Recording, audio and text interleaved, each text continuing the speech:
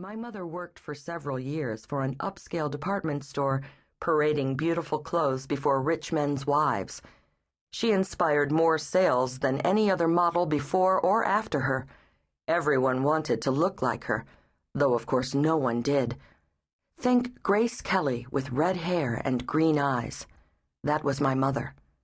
But it wasn't just her model's training that made it so interesting to see what she wore. It was a quality inside herself. Charisma, my father said, but it seemed to me to be more than that. Other people had charisma. No one had what my mother did. She had a large collection of jewelry, too. Sometimes she allowed me to take one necklace at a time over to her bed, where I would lay it out and turn it this way and that, making it shine hard in the sunlight. "Are these real diamonds?" I once asked, and she said, "Why have them if they're not?" That Saturday morning, my father saw me sitting on the floor and came over to survey my neat stack of dollar bills, my coins piled high. "How much have you got there?" he asked. $47.83. I kept my smile tight to hold back my pride and stuck all my fingers between all my toes for the low pull of pleasure. My father whistled between his teeth in a falling bomb way I greatly admired and could not emulate despite hours of practice. He took his glasses off to polish them on the bottom of his t-shirt, then held them up for inspection. Still dirty, he never managed to get them completely clear. "How'd you get that much?" He resettled his glasses on his face, pushing them up snug against his nose, a gesture I associated so strongly with him that I reflexively took issue with others doing it. I said I'd been saving for a long time. I told him about the groceries I'd carried in for Mrs. Riley. Mrs. Five Operations, my mother called her, for her incessant replaying of the laminectomies she'd endured. I'd pulled weeds from Muriel and Helen Lockerbie, the two wild-haired old lady sisters who lived around the corner. I'd babysat for little Rachel Thompson every Thursday after school while her mother went to run errands, and I'd occasionally walked their dog, an arthritic old German shepherd named Heinz, who seemed to me to grimace every time he lifted his leg. I'd made pot holders and sold them around the neighborhood.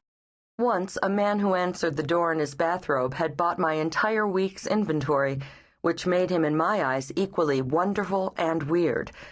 Also, though I did not tell my father this, I'd recently found a $10 bill on the street, and I'd made no effort whatsoever to find the owner.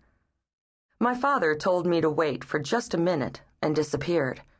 I sat immobile, my high spirits on hold, because I thought he was going to consult with my mother about how much I'd have to share with my 8-year-old sister Caroline, who had saved little, and my 7-year-old brother Steve, who had saved nothing at all.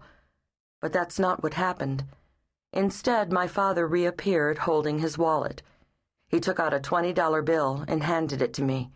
Mutely, I put it on the bottom of my pile, so no one would see.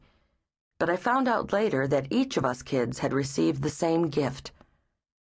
I still remember what I brought home from the fair that day, a lantern that glowed Gatsby green in the dark, which I intended to take under the covers with me to read by, a bag of Tom Thumb donuts so redolent with the scent of cinnamon sugar it nearly levitated me, a poster of a brown mare and her foal lying in a field full of daisies.